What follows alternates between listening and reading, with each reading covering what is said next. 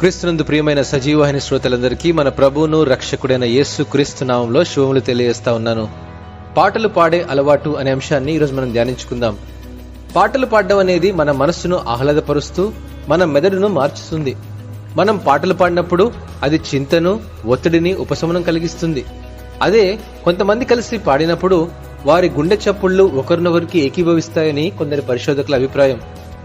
ఇదిలా ఉంటే అపోస్తలుడైన పౌలు ఎఫెసీయులకు రాసిన పత్రిక 5వ అధ్యాయము 19వ వచనంలో అంటాడు, ఒకరినొకడు కీర్తనలతోనూ సంగీతములతోనూ ఆత్మ సంబంధమైన పాటలతోనూ హెచ్చరించుచు మీ హృదయములలో ప్రభువును గూర్చి పాడుచు కీర్తించమని ప్రోత్సహిస్తున్నాడు. కీర్తనాకారుడు 47వ అధ్యాయము 6వ వచనంలో దేవుని స్తుతించుడి, కీర్తించుడి, మన రాజును కీర్తించుడి. ఈ విధంగా పరిశుద్ధ గ్రంథంలో అనేక సందర్భాల్లో కూడా దేవుని స్తుతించమనే చెబుతుంది. శత్రువులు యూదా జనాంగం వైపు వస్తున్నప్పుడు భయపడిపోయిన రాజైన యెహోషాపాతు అందరినీ యెహోవా సన్నిధిని సమకూర్చాడు. సమాజాన్నంతటినీ తీవ్రమైన ప్రార్థనలో నడిపించాడు. వారు తినక త్రాగక కేవలం ప్రార్థన మాత్రమే చేశారు.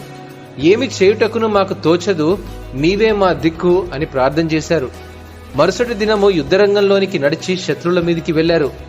అక్కడ వారిని నడిపించింది గాయక బృందమే గాని శూరులు, వీరులు కాదు. ఈ యుద్ధ భూమిలో మీరు పోట్లాడవలసిన నిమిత్తము లేదు అన్న దేవుని వాగ్దానాన్ని వారు విశ్వసించారు. వారు యుద్ధ భూమి వైపు పాడుతూ నడుచుకుంటూ వెళ్లగా వారి శత్రువులు తమలో ఒకరినొకరు చంపుకోవడం మొదలుపెట్టారు. దేవుని ప్రజలు ఆ యుద్ధ భూమికి చేరేసరికి యుద్ధం ముగిసిపోయింది. వారు పాడుకుంటూ తెలియని దిశగా విశ్వాసంతో నడుచుకుంటూ వెళ్లగా దేవుడు తన ప్రజలను రక్షించాడు. ఈ యొక్క సందర్భము దినవృత్తాంతములు 2వ గ్రంథంలో 20వ అధ్యాయంలో మనం గమనించగలం.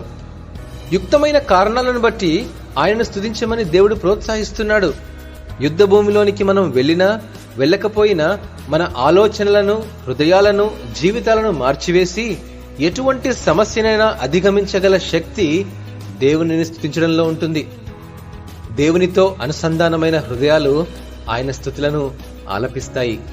ఇక మన నోరు తెరిచి దేవుని స్తుతించడానికి ఆలస్యం ఎందుకు? ఒకసారి హల్లెలూయా చెప్దామా? హల్లెలూయా. దేవుడు ఈ వాక్యమును దీవించునుగాక. ఆమేన్.